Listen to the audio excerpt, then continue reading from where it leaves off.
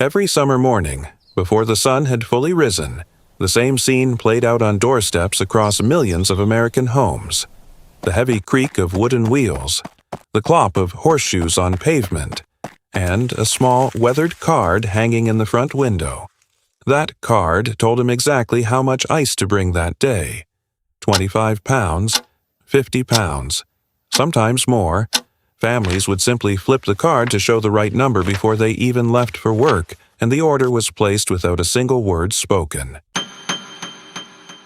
This man, thick leather apron over his shoulders, heavy iron tongs gripped in his hands, was, for nearly a century, an invisible thread woven into daily life across America and much of Europe. Without him, milk spoiled, meat rotted, medicine lost its potency. They called him the Iceman. Then something changed, and this entire trade, one that had employed thousands and touched nearly every household in the country, vanished almost overnight, as if it had never existed at all. Behind that disappearance lies something darker, something few people know today. Because those clean, gleaming blocks of ice delivered to kitchens across the country weren't always just bringing coolness. Sometimes they were carrying an invisible danger straight through the front door. The story begins nearly a century before the refrigerator, back in the early 1800s. At the time, ice wasn't yet seen as something you could simply harvest and sell. That idea barely existed. Then a Boston merchant named Frederic Tudor came along with what everyone around him considered a lunatic scheme: cut frozen lake water into blocks, load it onto ships, and sell it in the tropics. People laughed at him. Selling ice to the Caribbean, they said, was like trying to sell water to the ocean. Tudor proved them wrong.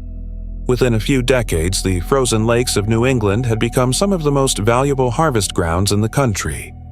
Hundreds of workers walked out onto the ice each winter, cutting massive rectangular blocks with long-toothed saws.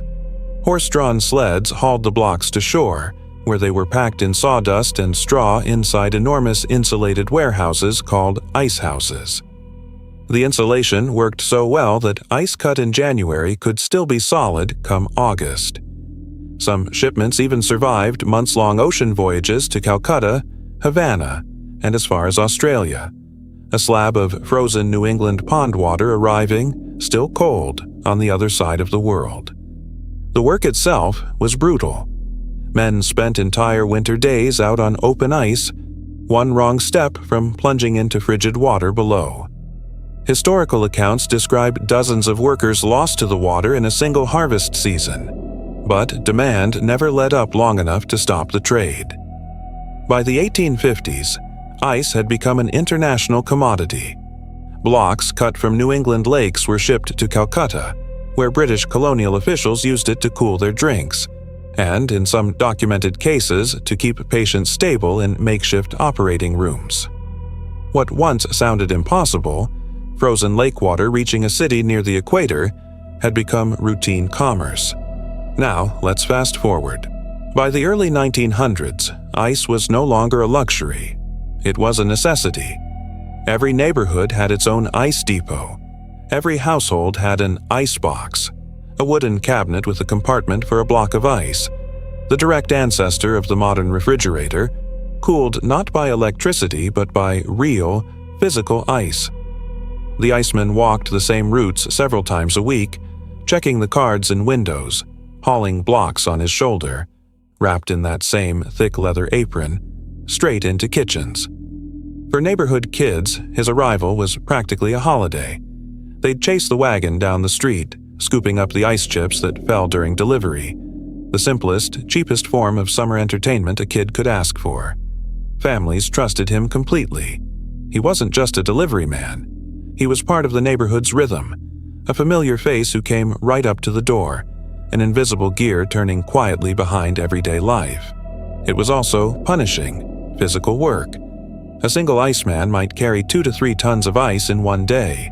Each block weighed anywhere from 20 to 100 pounds, and without that leather padding, a man's shoulders would be raw and bleeding by nightfall.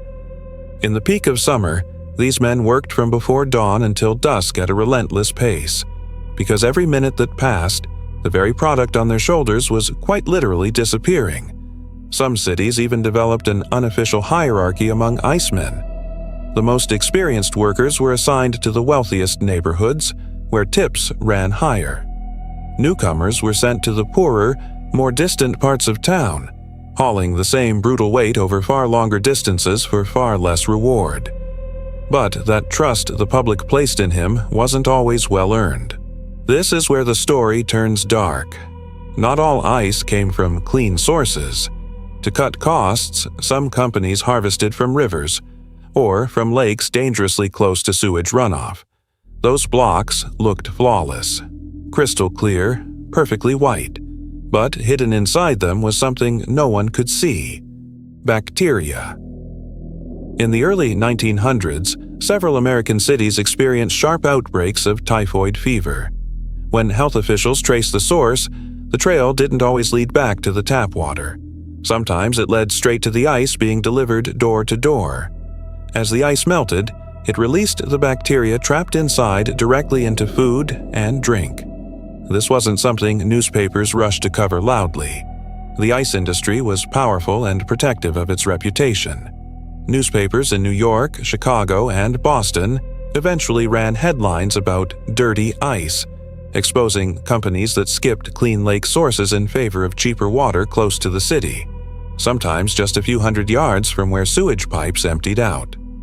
Some historians believe a meaningful share of the typhoid outbreaks of that decade can be traced directly to this unregulated ice trade. The exact numbers remain debated, but health board reports from the era treated contaminated ice as a genuine public health crisis. In response, some states passed the first laws requiring inspection of ice-cutting sites in the 1910s. But these regulations never fully caught up, not before the entire industry collapsed on its own. Now we arrive at the final chapter. In the 1920s, something changed everything: the electric refrigerator.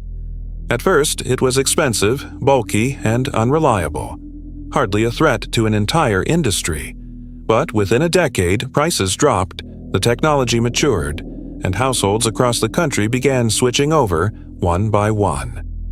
For the Iceman, this wasn't a slow decline, it was a cliff. By the late 1930s, an entire industry that had once employed thousands, ice cutters, ice house operators, distribution companies, and the icemen who walked door to door, had nearly vanished. Some icemen retrained as refrigerator repairmen. Others found different work entirely. But for many, it meant the quiet, sudden end of an entire way of life and a piece of their own identity along with it. In some towns, the transition happened so fast that massive ice houses standing at the center of the community were abandoned within just a few years, left to rot. Some were torn down. Others were repurposed. A handful of old ice houses became auto repair shops or general storage. For the icemen themselves, this wasn't just an economic shift. It was personal. Newspaper recollections from the era describe older icemen who, upon seeing the first electric refrigerator advertisements, would quietly turn away, as if watching the funeral of their own profession play out in print. Today, those old delivery cards, the ones once hung proudly in kitchen windows, survive only in museum display cases or flea market bins. The sound of wagon wheels on cobblestone, the clink of ice tongs, the kids chasing ice chips down the street.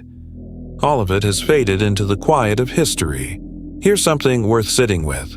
The electric refrigerator wasn't just a convenience upgrade. Without anyone fully realizing it at the time, it also quietly shut down a hidden public health threat that had been slipping through front doors for decades. So the next time you glance at that humming, unremarkable refrigerator in your kitchen, maybe you'll see it a little differently. Because the thing that once brought that same coolness into American homes was, at once, a trusted neighbor. And, without anyone fully realizing it, sometimes the quiet carrier of a danger no one could see. And maybe that raises a bigger question. Which everyday technology we trust completely today will be the next one to vanish overnight?